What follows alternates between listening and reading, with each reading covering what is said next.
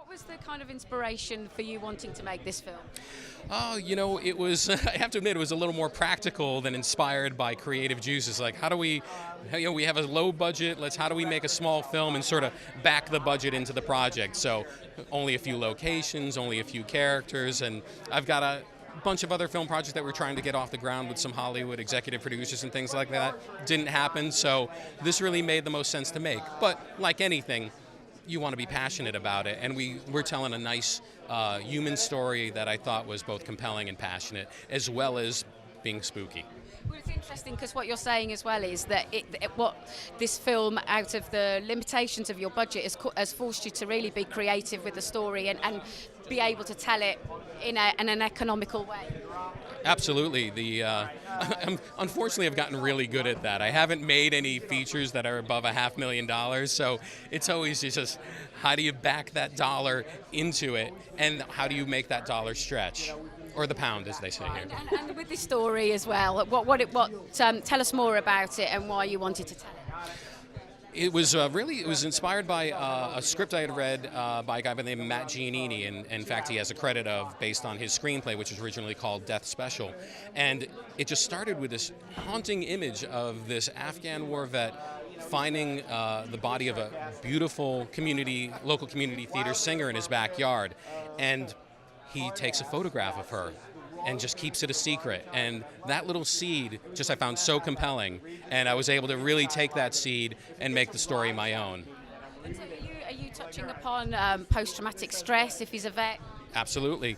It's been nice. A lot of people have caught on that. We don't want to bang people over the head with it, but we have this vet who's all alone.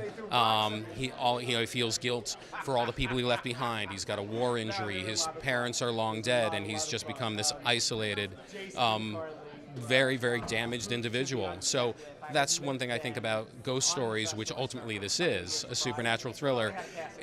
Most ghost stories are about a catharsis or a redemption, and that's what he has. It's not a really happy ending, but for him it is. Yeah. And we've also got a detective story as well. Yeah, a detective story. Feels like a little, I was describing it as like Stephen King meets Elmore Leonard, and so it was, I think, a good thing to do to have these police officers in there is almost a little bit of comic relief, because the movie is kind of dark and heavy at times. And I also know a lot of police officers I grew up with, and I wanted to reflect their just very sick sense of humor, just goofy guys. What attracted you to the script when you read it? Well, any artist script I'm gonna be attracted to it because obviously I'm an artist. And then an artist that's that passionate about something, I was like, yeah, I'll do that. So I was definitely excited about it. And the character that you play in, what was it about her that resonated with you, really? Well, like I said, it was being an artist. I think that does resonate with me, although I'm not saying I'm not as passionate as her, but she goes 100% with everything. And that made me excited because it was a little bit of a challenge, And working with Michael, what does he bring as a director that helps you kind of able to perform like you do? Oh my gosh, Michael, he's just so gentle with actors. He lets you have your space, and then he's just amazing. He just lets you open up and be whoever you need to be in that moment, and lets you take the time that you need. He's amazing. And with working on this film, what was it that you took away from you by working on it? A lasting memory? Well, one, Jason, who plays Steve, is my husband. So to me, it was like taking away that my husband and I got to work on a film together that we're both so proud of. I mean, how could you ask for anything more than that? Yeah. It sounds like a very interesting story to get your teeth into. Yeah, it definitely was. It's there's a heavy burden in the story for everybody to behave under, and that's great. That's a great challenge. It's exactly what you want as an actor. You want to take that kind of story on. And you're playing a World War II. Yeah, but you are a war veteran. I'm a war vet. A modern war vet. Afghanistan is how this one is set up, and living alone. A fairly sad existence, if you will, not to label it, but a lonely existence. And I work a little bit and I get a disability check, and I don't have friends in this story really, and that's fun territory to live in. I'm wondering, he's obviously isolated in the world and probably isolated in his head as well. So was that an interesting concept for you to visit? Absolutely. To see from that position, to look at the world as everyone's kind of against me and no one sees me is a great spot to live in, and not to know what's next and not to know what the future will hold or if it'll be anything positive. And you also you become a suspect, right? So I imagine, imagine a story of survival. It's absolutely. It's very fun to be interrogated. You know what I mean? It's great. And there's 3 interrogations in the first 15 minutes of this movie, which they're just relentlessly pounding on me at my house. I'm in my bathrobe, so it's like a very vulnerable situation, And then they take me downtown, and it just gets worse and worse. And that's also fun to sort of dance in that world, being a soldier in the story and having been through interrogation training, to be interrogated by these guys who think they're going to get a rise out of me. It was very fun. I imagine actually as well, because you've got a sense of power with that. Absolutely. This is not easy, but it's a fun dance. And also, I don't engage with people in this story other than that. I mean, this is the first time you see me engage in what you anticipate to have been months. So it's my first human encounters, right? So it does become fun. And I call on that training, sort of. And you're working with Michael again, you're a collaborator with him. So what is it about him, working with him, that you give your trust to him? Yeah, it is trust. It's trust between the two of us. So I don't have him all over me, and I'm not all over him. I'm not begging him to give me notes or tell me how to get through this. And he's not saying, do it this way. It's hey, what's going on here? What did we just experience? Are there other possibilities that we can expand upon? So it really is play in that way, which is, God, amazing. Gift for an actor. Amazing. Well, tell us more about Diane and why the script attracted you so much. All right, well, essentially what it is you have a beautiful cabaret singer found murdered in the backyard of the creepy guy on the block. He looks good for the crime in every way, shape, or form, but something just isn't sitting right. I play the lead detective investigating the murder, and I want to peg it on this guy.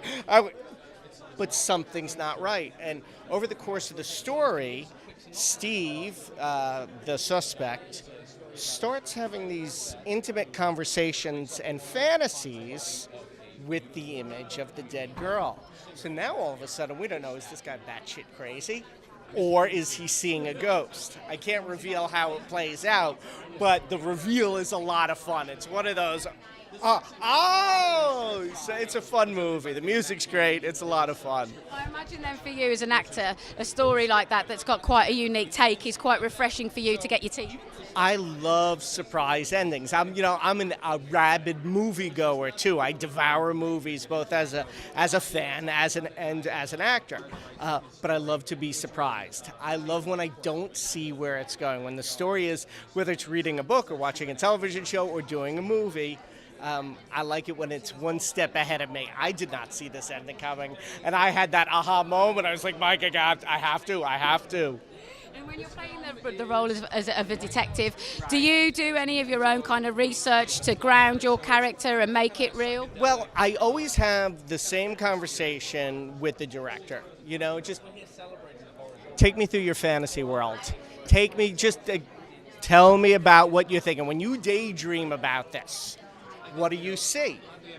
And based on that is whatever research or direction or grounding I will go to. Because that conversation, although it's always the same question, is 1,000 degrees different from end to end, dependent upon the persona and style and desires of the director, right? So this was the conversation I had with Mike. And we started talking about this one actor that we grew up watching when we were kids, named Jerry Orbach. And that kind of dry, sarcastic, snippy delivery that he had. I was like, okay, now I know what you're talking about. Okay, and that's the direction we went off. So there's a handful of great one-liners in it that if I could steal a laugh, why not, right? Right? Oh, yeah, 100%. And do you do any kind of research into the psychopathy of, the guy the character that you're playing to kind of better understand who you're playing against? What is the psychopathy? The kind of the thought, whether he's a sociopath, a psychopath, and to understand what's going on in his mind to better inform your character. So in understanding the character that you're playing against to better inform your character. That's really interesting, but no, I've never done that. Now all of a sudden I feel like, well, maybe I'm not doing my job properly. No, I'm just teasing. I think whatever's in the script that my character is allowed to know without cheating, because there are elements in the story that the audience will know or other characters will know, but my character doesn't. So as long as I'm allowed to know it, I'm allowed to use it. I can't cheat and see what's in the other guy's hands.